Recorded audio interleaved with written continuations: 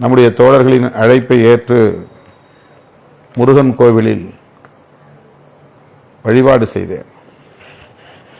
30 ஆண்டுகளுக்கு முன்பு ஒரு முறை நான் போனது எனக்கு நினைவு இருக்கிறது. அப்போது நான் மதுரையிலே தடய அறிவியல் துறையில் பணியாற்றி கொண்டிருந்த காலம். மீண்டும் அந்த கோவிலுக்கு செல்ல வேண்டும் என்கிற ஆர்வம் எனக்கு எழுந்தது. சென்றேன்.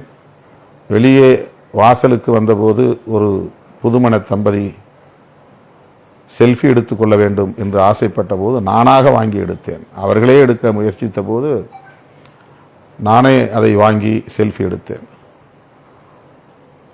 அப்போது நெற்றியை நான் துடைத்தேன். அது வழக்கமான ஒன்று. திருநீர் பார்த்து துடைக்கவில்லை. நெற்றிலே வேர்வை இருந்தாலோ அல்லது வேறு காரணம் வேறுத்திருக்கும். வழக்கமாக நான் எப்போதும் தலையை இப்படி நெற்றியை துடைப்பது வழக்கமானது. எந்த உள்நோக்கமும் இல்லாமல் நெற்றியை சரி செய்தேன் அல்லது துடைத்தேன். இதை வைத்துக்கொண்டு ஒரு வார காலமாக கடுமையாக விமர்சித்துக் கொண்டிருக்கிறது சங்கி கும்பல். நேத்து திருப்பரங்குன்றத்தில் அரசியல்வாதி ஒருத்தர் வர்றார். இன்னைக்கு எம்பியா இருக்கார். ஒரு முக்கிய கட்சியினுடைய தலைவர் கோவில்ல சாமி கும்பிட்டு வர்றார். 4 நாட்களுக்கு முன்பு ஒரு அம்மா செல்ஃபி கேட்கிறாங்க. நெத்தியில் இருக்கக்கூடிய திருநூரை அழித்து விட்டு புகைப்படம் எடுத்து அந்த அம்மாவை அனுப்பி வைக்கிறாங்க. இவர்கள் ஓட்டு பிச்சை எடுக்க நம்மிடம் 2026 தேர்தலில் வருவாங்க. அன்னைக்கு கோயிலுக்கு போவாங்க. அன்னைக்கு நம்மை பற்றி நன்றாக சொல்லுவாங்க. அதை எல்லாம் நம்ம உணர்ந்துக்கணும். இந்துக்கள் நன்றாக உணர்ந்து கொள்ள வேண்டும். நாம் யாருக்கும் எதிரி இல்லை.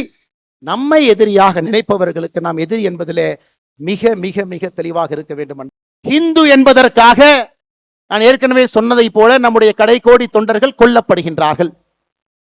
இந்த மதத்தை பின்பற்றினா மட்டும் நம்முடைய வாக்கை பெற்று அரசியல்வாதிகளாக அதிகாரத்தில் இருக்கக்கூடியவங்க கோவில் இப்படி இருக்கும், கூம்பு மாதிரி இருக்கும் அசிங்கப்படுத்துறாங்க. இந்து மக்கள்கிட்ட ஒற்றுமை எப்பொழுதும் வராது என்கின்ற தைரியத்துல அரசியல்வாதிகள் இன்னும் பழைய அரசியலை செய்து கொண்டிருக்கின்றார்கள். அதையெல்லாம் உடைத்து காட்ட வேண்டும். என்னுடைய கோவில்கள் பாதுகாக்கப்பட வேண்டும். எங்களுடைய வாழ்வியல் முறையில் எந்த பிரச்சனையும் வரக்கூடாது. எங்களுடைய குழந்தைகள் தைரியமா ஒரு ஸ்கூலுக்கு போனா கூட திருநூறு வச்சுட்டு போகணும். எங்களுடைய குழந்தைகள் இன்னைக்கு வட தமிழ்நாட்டில் ஒரு ஸ்கூலுக்கு போனா கூட ருத்ராட்ச கொட்டையை வெளியே அணிந்து கொண்டு செல்ல வேண்டும். இதெல்லாம் இன்னைக்கு மக்களுக்கு ஏற்படக்கூடிய பிரச்சனையாக இருக்கிறது. அன்பு சொந்தங்கள், அதற்கெல்லாம் இந்த முருகர் மாநாடு தேவைப்படுகிறது. ஒரு பக்கம் எழுச்சி, ஆளுகின்ற ஆட்சியாளர்களுக்கு எச்சரிக்கை மணி. 5 லட்சம் பேர் மதுரையில காசு